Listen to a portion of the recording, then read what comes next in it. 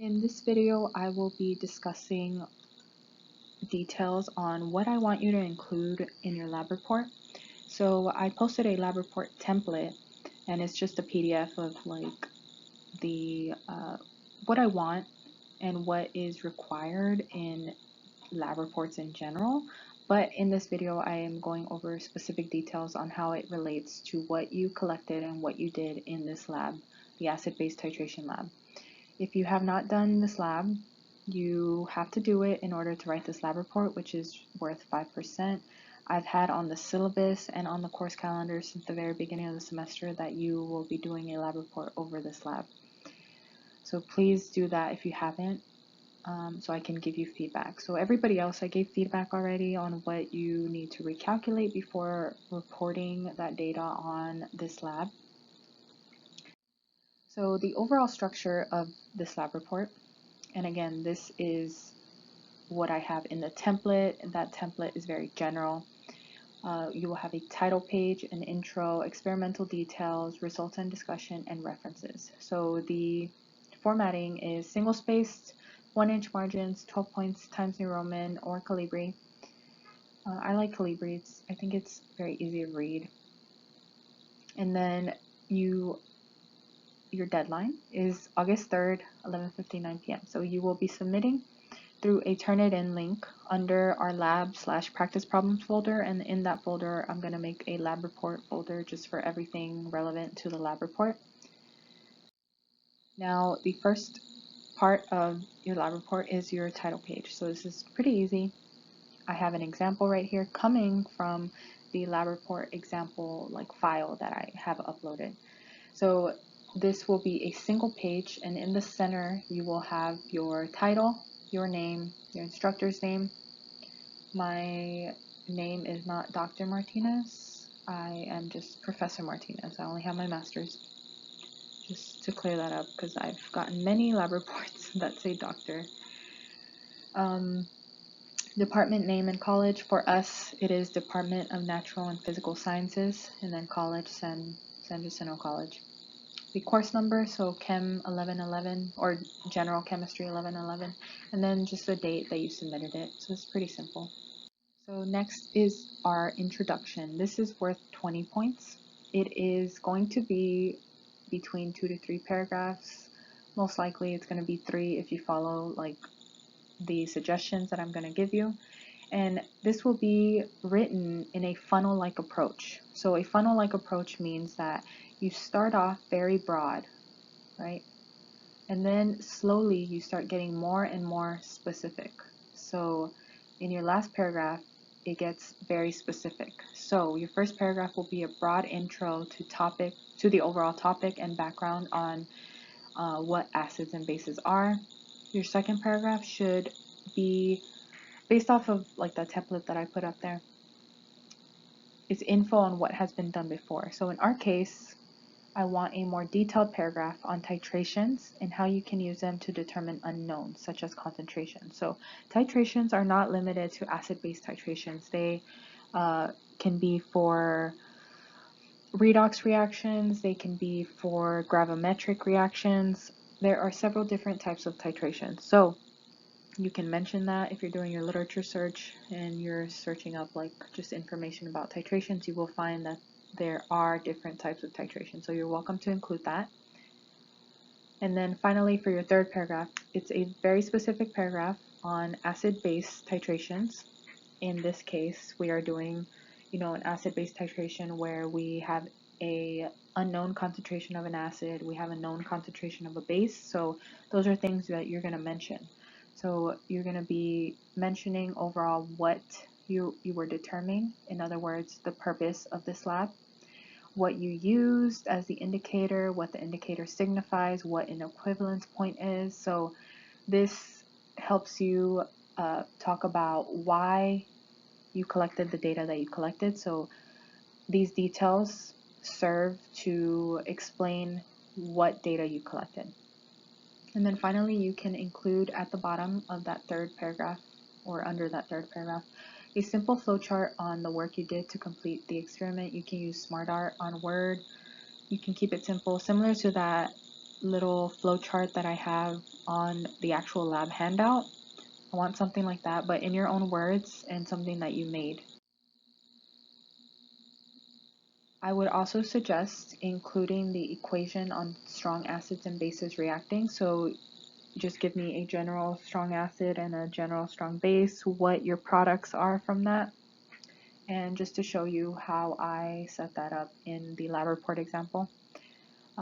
This is for a completely different topic, but this is just showing you how I included the equation like within the paragraph. So you talk about, you give like a little short preface, and then you say, okay, an example of strong acids and bases, blah blah blah. So just do whatever you think is best. You can include it in the first paragraph, the second, wherever you think it fits. Like, I give you guys that, freedom to kind of organize it. I give overall guidelines, but you do have some freedom on how you can set this up. Next, we have our experimental details. This is worth 30 points. This should be 2 to 3 paragraphs. You can include a diagram of the titration.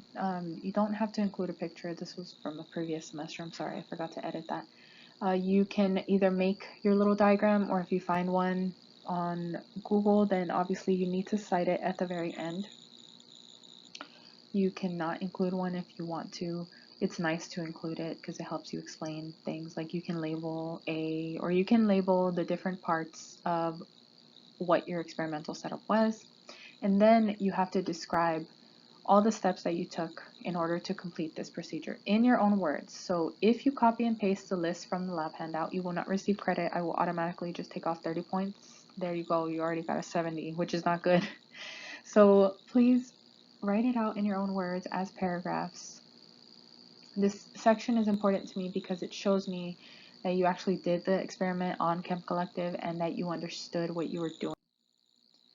And then finally, of the big sections, we have results and discussion. This is worth 30 points, roughly half and half, so 15 points for each. This will be honestly 2 paragraphs. I know I had on the template like 1 to 2, but it's going to be 2 paragraphs total. So you will have those 2 paragraphs total, and you will also have a data table and 1 calculation setup. So for this entire section, you will use an active voice. So what is an active voice? First, I want to talk about what a passive voice is, which is right here. So whenever you read science papers, if you ever go on to like graduate school or just any professional school and you have to read scientific papers, they're going to be worded very weirdly and boring, and they just make you want to fall asleep, and it is because they are in a passive voice. So they will be written in this way. So they'll say, this was determined by blah blah blah blah blah. Like if it happened on its own, or this was measured. Like how? Who did it? So I want you to write in an active voice. I think it sounds better. I think this is very outdated. It used to be like the norm, but I think a lot of science is just moving towards active voices. So please use either we or I. It's up to you. And then your first paragraph will be about your results. So you will include 1 table of your data. Make this nice and neat. I don't want giant tables like with weird spots in the middle, like not easy to look at. Like I don't know what I'm looking at.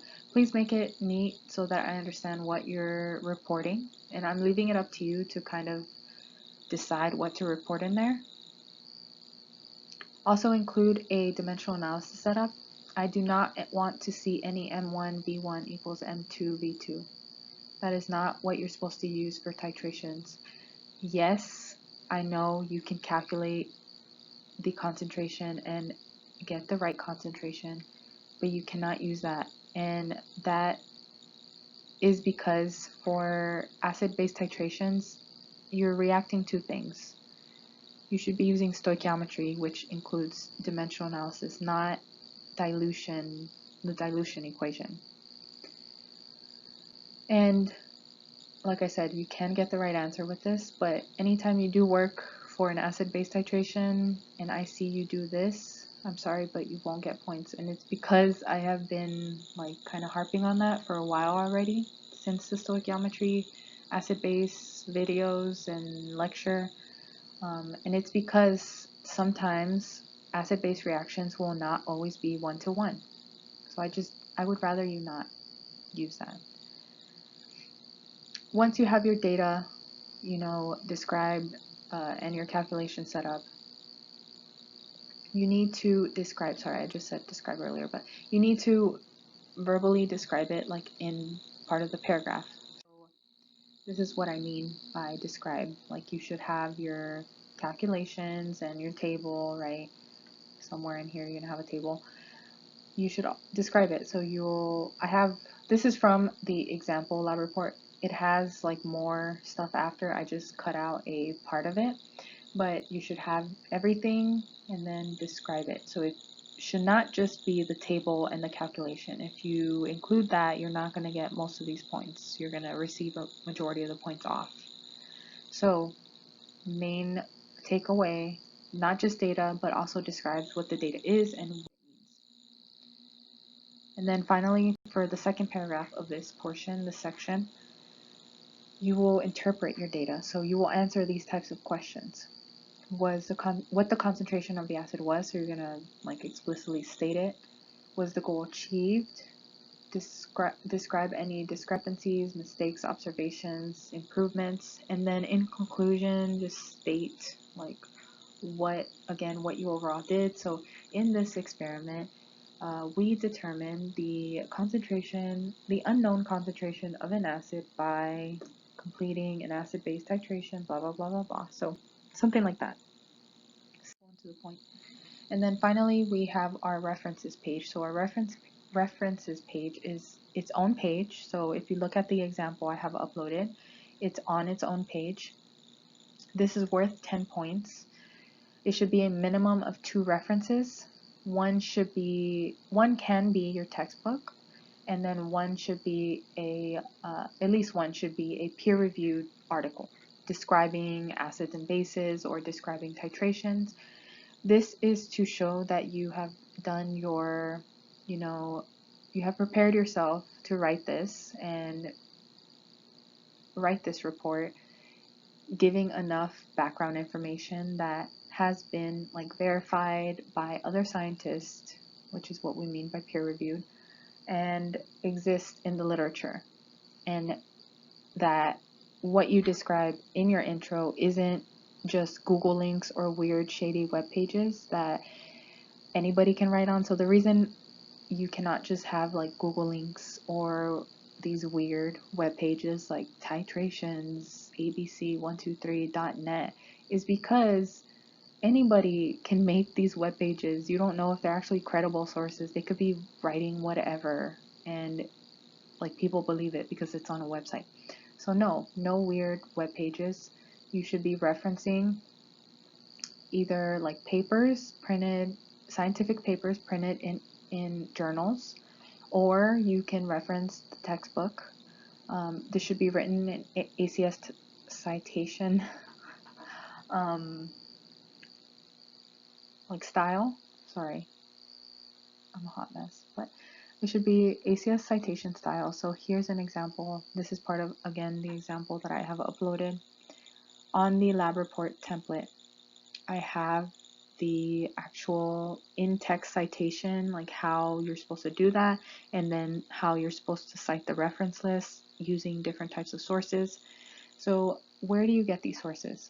Peer-reviewed sources come from databases. So look up SJC database, and it should be like part of the library webpage, the San Jacinto Library webpage. If you did the extra credit project, then assignment, then you know what I'm talking about when I mean database. So please, if you have any questions on that, feel free to ask me. But this was just a kind of general idea on what I want you to include. Like I said, you have the freedom. Obviously, I want you to follow most of this. I'm trying to like help you and get you started. So please let me know if you have any questions.